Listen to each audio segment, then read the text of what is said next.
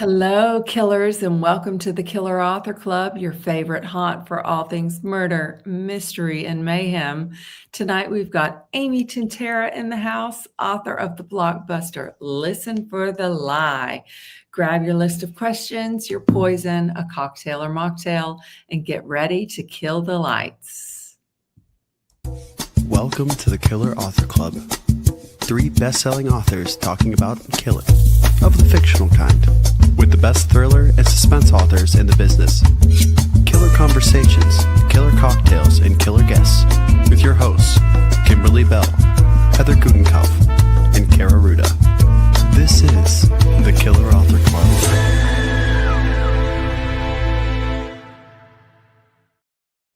Welcome to all our new blood and OG killers alike, whether you're watching live, catching the replay, or listening to us on the Killer Podcast. We are so glad you are here. I'm Killer Kimberly Bell. And I'm Killer Kara Ruda. And I'm Killer Heather Gutenkopf. And before we dive into the dark twists and turns of Listen for the Lie, a couple of quick PSAs. If you love tonight's show and want more, check out the Killer Postmortem, the podcast exclusive after show where every guest confesses something deadly. Tonight's show will be available on your favorite podcasting app starting this Friday. Links to download are at killerauthorclub.com. While you're there, make sure to sign up for our newsletter so you never miss our killer breaking news. And speaking of news,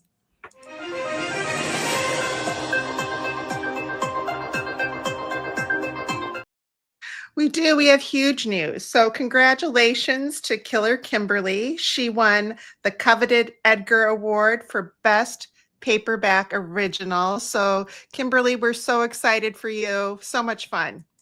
Yay. Can you show us the hardware? I can. I brought the Poe.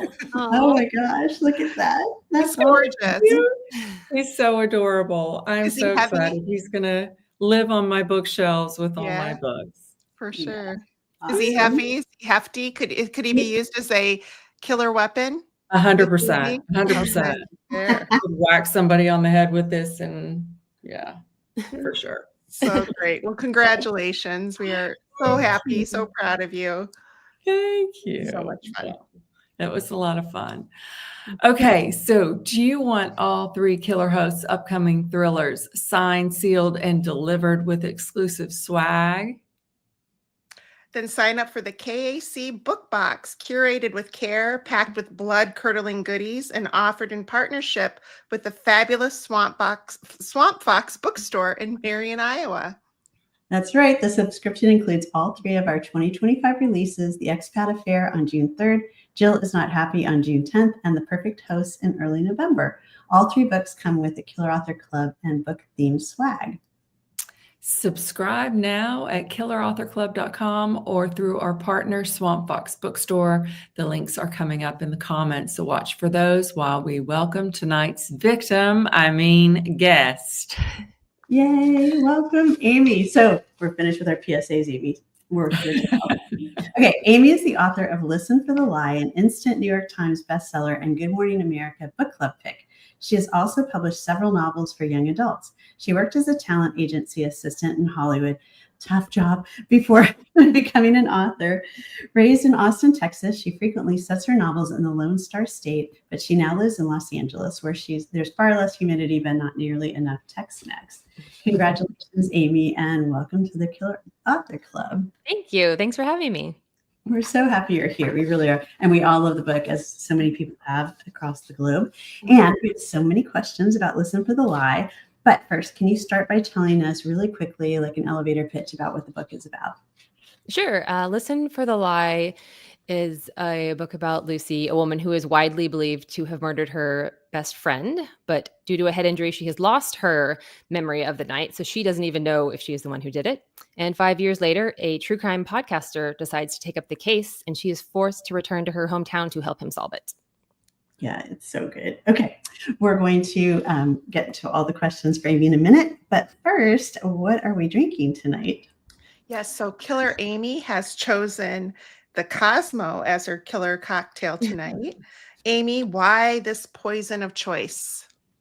So in the book, they drink Cosmos, actually. Ben, the podcaster, he goes to the bar and he decides to get the happy hour special, which is a Cosmo. And the backstory of that is actually that I started this book in 2019 and I wrote a lot of it in 2020 during the pandemic. And not long after the pandemic started, in April, actually, Chef Ina Garden made this big, she made this video with this enormous Cosmo. I remember that. And then, so I made it myself an enormous Cosmo and got a terrible hangover. But then I later put it in the book because I was like, that was delicious because I had not had many Cosmos before that. That's I amazing. remember that huge Cosmo. That's so funny. That's great. And she did it with a straight face too. She's Mhm. like dumping like a giant jug of vodka in there. It was Yeah. hilarious. That was the only thing to do back then in those It days. was. Yeah, that was why I went out and got some curbside liquor and made myself a Cosmo. We'll love it. And Well, made it through. cheers to an amazing book and for being here with us tonight. Congratulations. Thank you. Cheers. Cheers. Mm. Okay, you guys. So we created the Killer Author Club so that readers like you could get up and close and personal with their favorite thriller writers. This season's lineup is stacked with killers: Peter Swanson, Anthony Horowitz, 2 men in a row, Kara and me with 2 very special and secret guest hosts, and so many more. For dates, times, past episodes, etc., surf to killerauthorclub.com. But tonight, it's all about Listen for the Lie, the New York Times bestseller, a Good Morning America book club pick, an NPR Best Book of the Year, a Washington Post Best Thriller of 2024. Stephen King called it a world-class whodunit. That's amazing if you get a quote from Stephen King. Laugh out loud, funny, thrilling, and twisty, according to Leanne Moriarty, #1 New York Times bestselling author. So, Amy, clearly you are a killer of great renown. And now we need to know your answer to the killer question: who do you kill? So I have to go with everyone because in the book, Lucy imagines she has intrusive thoughts and she imagines murdering pretty much everyone that she meets in like fun new ways. So I have to go with everyone. You're right. Oh, that's perfect. I know. And I love that dark voice in her head too. That was very, she was very funny sometimes. Right. Yes. Dark and Encouraging her to kill everyone. Yeah. Yeah. I have an idea. Kill. That was so good. Absolutely. So I feel like we have to start with Beverly, who is the grandmother in this book. And I think it's probably every reader has fallen in love with her, as I did. What was the inspiration for that character and the gorgeous relationship between her and Lucy? So she was sort of lightly inspired by my own grandmother, who was not, she did not have like a tiny house and she wasn't like drinking all day long, but she was a sort of a strong, opinionated woman who was not a like cookie baking sort of grandma. And so I sort of took that inspiration and made a sort of badass grandma that reflected the sort of woman that I would want to be when I am 80. And I think that's something that we don't see in books or TV or movies enough, you know, like older women who are portrayed like as more than just a grandmother or a mother. And I wanted to give that to Beverly, a fun, well-rounded character who in her tiny house, making her hard iced teas, you know, at noon. But changing her granddaughter's life. Yeah. Yes, right? Yeah, no, she deeply loves her granddaughter. Yeah, she does. And it's so great to read.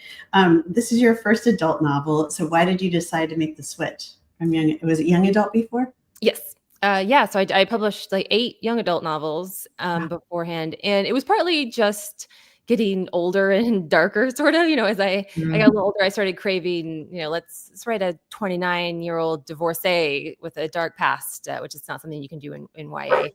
But I think I craved sort of writing in the real world because all my teen novels are sci-fi and fantasy. And so mystery thrillers seemed like a great fit for me because it's still so dominated by women characters and women authors. So it's similar to YA in that way, but it's in the real world, and I could be very dark and have a character who is quite a bit older than my YA characters. Yeah.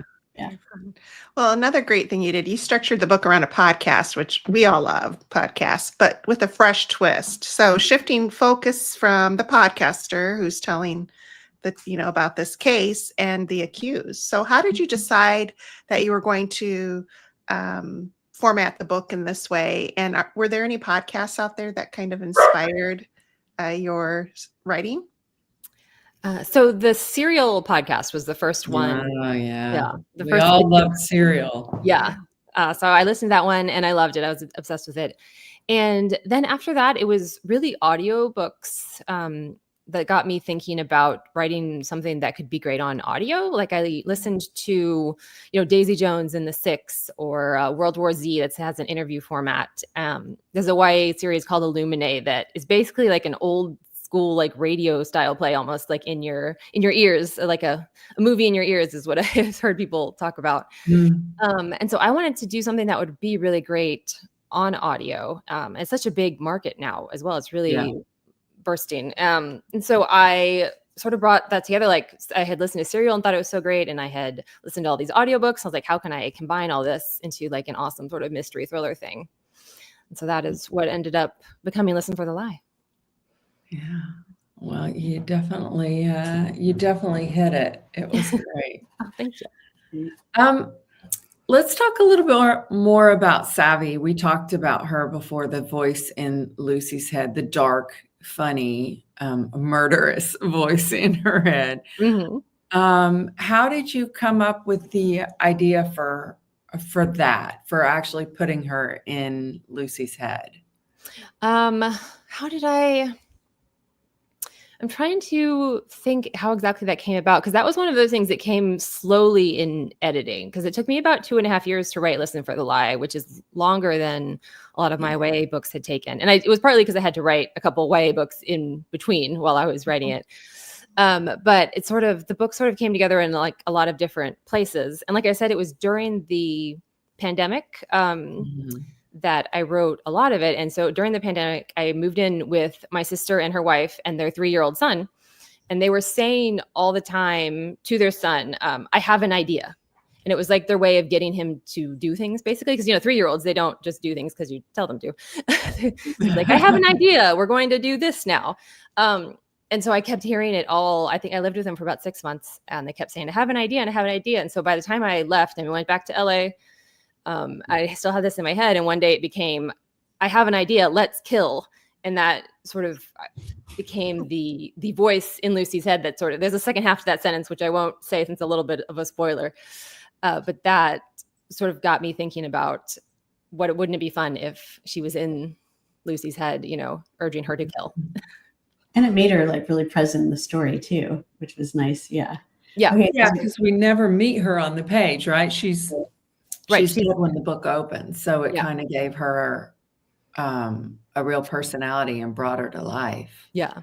Okay, here's a question before I lose it. Okay, which is easier or more challenging to write, adult mystery thriller or YA sci-fi? Oh man, they're both really difficult in different ways. Like the mystery is really hard to to plot out and to make it like doling out the twists at the right time and making it make sense and making it not too obvious but a little bit obvious. That's really difficult. But then the sci-fi, like the action scenes are just brutal, and the getting the science part across when you're like someone like me who doesn't really like understand science. So I would say they're both really hard. I have yet to find a book that's easy to write, unfortunately. Yeah.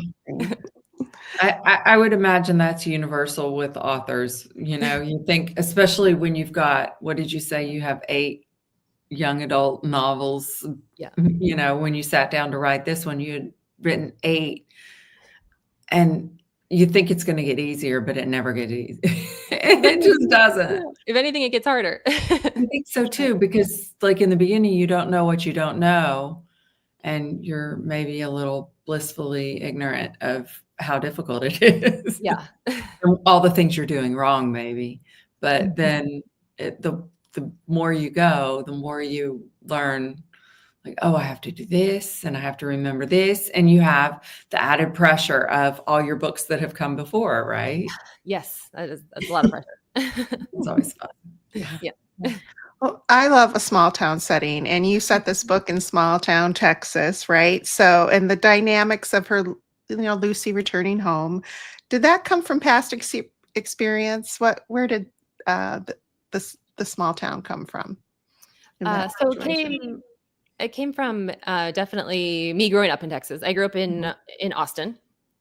So in the city in Listen for the Lie is one that I made up, Plumpton. It does not exist, unfortunately. I feel like it would be a fun city if it did exist, but I did lightly base it on Fredericksburg, which is a sort of a small wine type city in central Texas, not too far from Austin.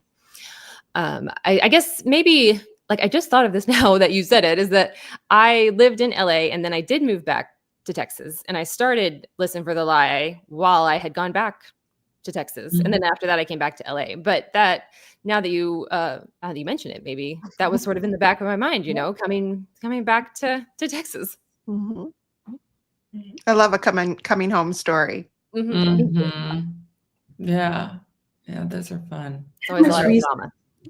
How much research did you have to do in terms of the amnesia part of the story? I did a good bit of research on that to make sure that it was something that could actually happen, because it is losing your memory like that right before when you get a head injury is something that can definitely happen. And so I did a bunch of research into that. And even in an earlier draft of the book, Ben interviews a doctor where the doctor kind of lays it out that, oh yes, this could happen. But it didn't really contribute enough to the story, I thought. And I also was worried that I just didn't know enough about being a doctor to actually write in a podcast interview with one. So I cut that, and I don't think we needed it. But yeah, I did. I wanted it to be somewhat realistic because there is a lot of amnesia in thrillers. It's popular. Right. Yeah. The readers will, they'll know if it's not quite right. Oh, They always 100%. know. They'll throw you out. So, yeah. Sure. So at the Edgar Award Symposium, you talked about some of the critics deeming your characters unlikable in this story, but I disagree. I mean, I adored Savvy and Grandma Beverly, of course, who I said that before. And I think a number of the key characters that maybe the critics were saying were unlikable were redeemed in the end. Do you think about likability when you're writing? And does every character in a book have to be likable? I mean, I think we hear that word a lot, but what are your thoughts on it? So I don't think that all the characters have to be likable. But one of the things that I talked about at the Edgar Symposium is that I was surprised by people saying that the characters weren't likable. And these were like good reviews. These were 5-star reviews. People saying, I love this book, but no one was likable at all. And so I was really surprised. And I was like, I didn't really realize that, especially definitely Grandma. Like, of course, Grandma's likable. Come on. But love Beverly. Yeah. I think Lucy, I had not really thought about at all that she wouldn't be super likable, which is a little bit silly because she is, suspected of murder at the beginning of the book. But I thought she was like cool and funny, So I guess I looked past it. But I think the thing is that I want to make like complex, interesting characters. And I don't think that my writing, which is kind of a little sarcastic at times, I don't think it really lends itself to like nice characters. So I think that's just not the sort of characters that come out when I write. And I guess maybe I just really like sarcastic people like Lucy, who always have a joke at like an inappropriate moment. Right. Okay, I'm looking at the comments. Cher says, I personally like to hate a character. Yeah, sometimes that's fun. You need somebody to root for, but you also need somebody to really not like, right? And sometimes it's funny when that is the same you can both root for and hate a character at the same time. Yeah. Unlikable characters mirror real life, according to Edie. Many unlikable people are around. Yes, unfortunately true. It's true. We don't go through life with just nice, wonderful people everywhere. Yeah. Sherry doesn't think all characters need to be likable. Yeah. So, yeah, we're not the only ones. They're all on your side in here in Killer Author Club. So Right. there you go. Oh, and Okay. here's one. This is good. If you're Southern, you speak fluent sarcasm. That's true. That's awesome. Oh, that's Okay. I read somewhere you used color-coded cards to chart Lucy's journey. Can you tell us a little bit about your process? Yeah. Like I said, it took a good 2.5 years to write the book. I did a very messy first draft first, and then the book really came together in editing later. But I found it really difficult to line up the Lucy's first person narration with the podcast, especially because I'd made the decision to have the podcast mostly happening in real time. I think maybe 2 to 3 episodes have aired when Lucy decides to go back to Plumpton, and so she catches up a little, and then the episodes are dropping as she's there. And in the second half of the book, they become sort of like mini episodes, which was my way of trying to make these episodes happen faster, because I was like, she's not going to be here for the 2 months that it usually takes for a podcast to roll out episodes. So that was a good solution for that. But I ended up having to move stuff around a lot, and it just really broke my brain trying to figure out how to put it all together and have it unfold in a way that felt really natural. So I needed the color-coded cards, and I had them both digitally in Scrivener and on an actual cork board, so I could see them and move them around. Yeah. Did you write everything you wrote all the podcast snippets and then threaded them through, or did you kind of just write them as you were moving through the story? I wrote them as I was moving through the story, I think, because I needed sort of Lucy's story to inform what was happening with the podcast. And in that first draft, it just kind of all came out. And I ended up writing a ton of stuff in the podcast that I didn't use, like Matt's original. Matt is, if you haven't read the book yet, it's Lucy's ex-husband. His interview was pages and pages long. And I think in the book, it's very brief. I think he talks to Ben for 2 minutes before he gets mad, So I definitely use the podcast as a way to figure things out and then cut it all. Yeah. very effective. Yeah. Very effective. And incredible. You have to hold all that in your brain and on color-coded cards, to keep everything straight. It's a lot of moving pieces in this book. People ask me if I'm going to write another podcast thriller, and I'm like, oh, I don't know. I don't know if I can do it again. Yeah. Give yourself some time. Maybe later. Yeah. Maybe later. Okay, and you just announced that Universal is developing a TV show. That's so exciting. We love Hollywood Sparkle. Can you tell us anything about that, or is it all top secret? So I don't have any other news besides that they're developing it, and they are very optimistic, and the team seems really great. They really love the book, and they get the tone and the humor and all the important things about it. So I'm very hopeful that it will come together beautifully. Yeah, that's awesome. Congratulations. Congrats. Yeah. All right, you guys, it's that time. Even though we could keep asking you more questions, we have to move on to our killer giveaway. And Amy is giving away 2 copies of Listen for the Lie to lucky US viewers. Doesn't matter where you're watching. We scour the comments everywhere we stream, but please make sure to shout out where you're from. So here's the question of the night. True or false? Listen for the Lie is Amy's first book for adult readers. Easy one. That is tough. Were you listening? Yeah. Well, as you know, the Killers are big fans of independent booksellers, and we want to support the ones our killers love. So Amy has chosen Pages in Manhattan Beach. So tell us, Amy, a little bit about this bookstore and why you love it so much. So I love Pages, even though it's actually pretty far for me because LA is enormous. So it's kind of a drive for me to get down there, but I love it anyway. It's really close to the beach. It's right next to it. And the booksellers are just really friendly. And I went to an event recently for Count My Lies by Sophie Stava. It was a great event. And that is, I think all authors know, we love a bookstore that can really put on a a wonderful author event. So Mhm. I definitely recommend hitting them up if you are ever in the LA area. Great. So we will be dropping the link to pages in the comments so you can order Amy's book from there, along with any others on your wish list. Yep, just dropped it. So search the comments. Obviously, the Killers love to read, and we love it when you share what you're reading in our Facebook group. Post pictures, write reviews, ask for recommendations, and give yours. Tonight, though, we want to know, Amy, what are you currently reading? I am actually reading Sunrise on the Reaping. So one of the new Hunger Games book. Yeah, you and everybody else on the planet. Yeah. So I haven't read a YA book in a while, but when that one came out, I was like, I've got to read it. It's supposed to be really good. Everybody I've heard talking about it is like good and disturbing. Oh, yay. Yeah, I imagine. Okay, and while we're at it, a couple of fabulous new releases you'll want to grab. We would like to celebrate first If Two Are Dead by Rick Mufina. Driving during a rainstorm, former police officer Luke Conway thinks he's hit something or someone on a lonely stretch of Texas road. When he can't find a body, he panics and decides to secretly investigate it himself rather than report it.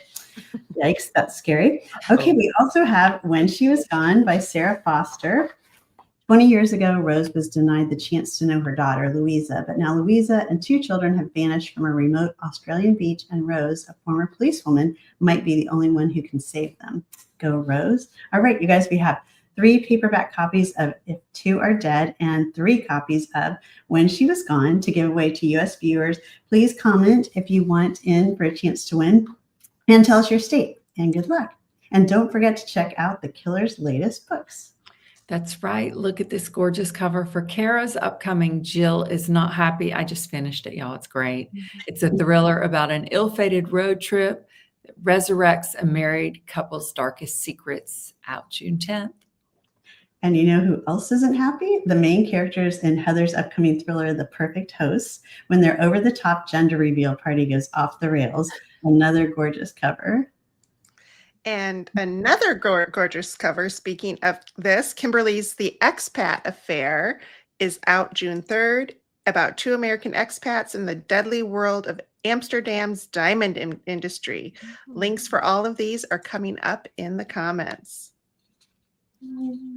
Oh, and we have a swag giveaway. So as you know, membership has its privileges. So if you're on Facebook, check out our private members only group called the Killer Author Club, where every episode the Killers choose a name from the hat to win a piece of swag, t-shirts, mugs, candles, totes, hats, all of which can be found at killerauthorclub.com. And tonight's winner is, we have Diana Barco Fahrenbrook. So Diana, congratulations. Send the Killers a message and we'll get that swag out to you. So if you want to be the next winner, make sure you join the group and you're automatically entered. Link is coming up in the comments. And also big killer thanks to bookreporter.com for sharing the murdery love. Stay up to date on all bookish news and events at bookreporter.com. So, Amy, we have some excellent news for you. Oh, good. You have survived the Killer Club. Yes. Awesome. Congrats. It was Thank you. close. Tell us where listeners and viewers can find you. In terms of social media, I am mostly on Instagram these days. So that's a good place to find me. And just Amy Tintera is my name. Yeah. We like that. Easy to find. All right. So that does it for tonight's episode, you guys. Thanks to everyone for tuning in. Join us back here in 2 weeks, May 20th, for the one and only Jamie Hendricks, who will be answering all of our burning questions about their double lives. In the meantime, please find us wasting entirely too much time on Instagram, Facebook, and TikTok. Not really me, but for times, schedule, past episodes, recipes, and merch, surf to killerauthorclub.com. Thank you so much for being part of the club. And thanks again, Amy. Thanks for having me. Have a good night, everyone. That does it for tonight's show. Thank you for tuning in. If you'd like to catch our next show live, we're every other Tuesday night on Facebook, Instagram, and YouTube. For times, upcoming schedule, and to catch up on past episodes, visit us at killerauthorclub.com. Happy reading. Now get on.